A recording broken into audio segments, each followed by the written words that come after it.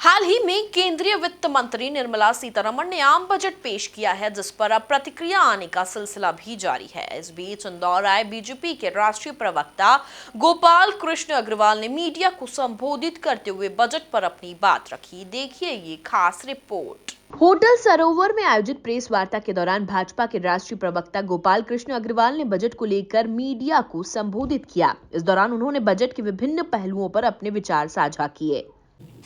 प्रदेश के और इंदौर के सभी कार्यकर्ता प्रभारी, देखिए 1 तारीख को बजट जो आया 2023 का, इसकी ओवरव्यू थोड़ी सी हमें समझ लेनी चाहिए।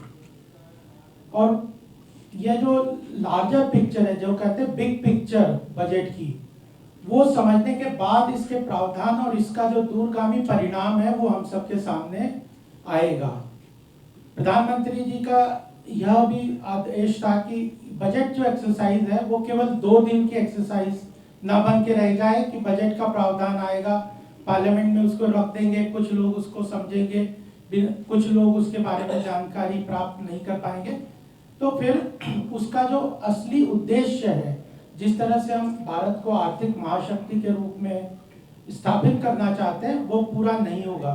तो इस बार मैसिव एक्सरसाइज पार्टी ने और सरकार ने आउटरीच की है और आज 4 तारीख को पूरे सारे प्रदेशों में लगभग 40 स्थानों पर विभिन्न केंद्रीय मंत्री और कुछ पदाधिकारी आज प्रेस कॉन्फ्रेंस कर रहे हैं, ताकि आम जनता तक इसके स्पष्ट रूप से प्रावधान जा सके और मीडिया उसका एक सशक्त माध्यम होता है।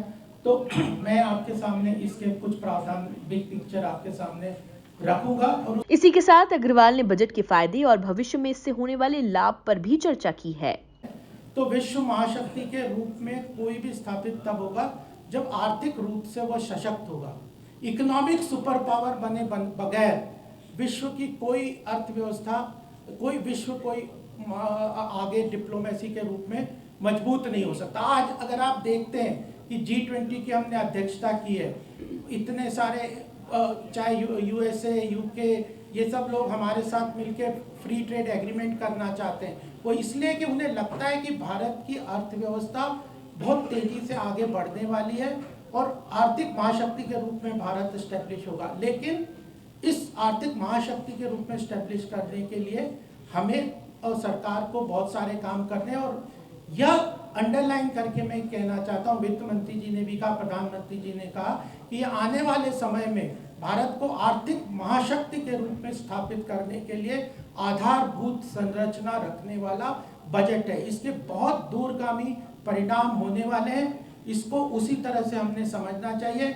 और आने वाले 25 साल की जो अमृत काल का, ये अमृत पहला बजट जब प्रधानमंत्री जी कहते हैं, तो ये अमृत काल जो 25 साल का आने वाला समय है, ये भारत का एक गोल्डन पीरियड है। उस गोल्डन पीरियड के लिए ये आधारभूत संरचना करता है।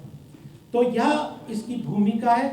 कुछ प्रावधान, क्योंकि माइनर डिटेल्स, जो छोटे छोटे प्रावधान है, उसमें हमें जाने की जरूरत नहीं। आपके प्रश्न होंगे तो हम सब लेंगे, लेकिन बेसिक 3-4 फंडामेंटल इसके एस्पेक्ट है, मैं जरूर आपके सामने रखना चाहता हूं, ताकि सब लोगों को यहाँ पे आसपास पता चले, जानकारी हो और उसके साथ काम हम मिलकर करें, ताकि हम आर्थिक महाशक्ति के रूप में स्थापित हो सके। कुल मिलाकर देखा जाए तो हाल ही में केंद्रीय वित्त मंत्री निर्मला सीतारमण ने आम बजट पेश किया है, जिस पर अब प्रतिक्रिया आने का सिलसिला भी जारी है। इसी बीच इंदौर आए बीजेपी के राष्ट्रीय प्रवक्ता गोपाल कृष्ण अग्रवाल ने मीडिया को संबोधित करते हुए बजट पर अपनी बात रखी। Bureau report, MP news, Indore.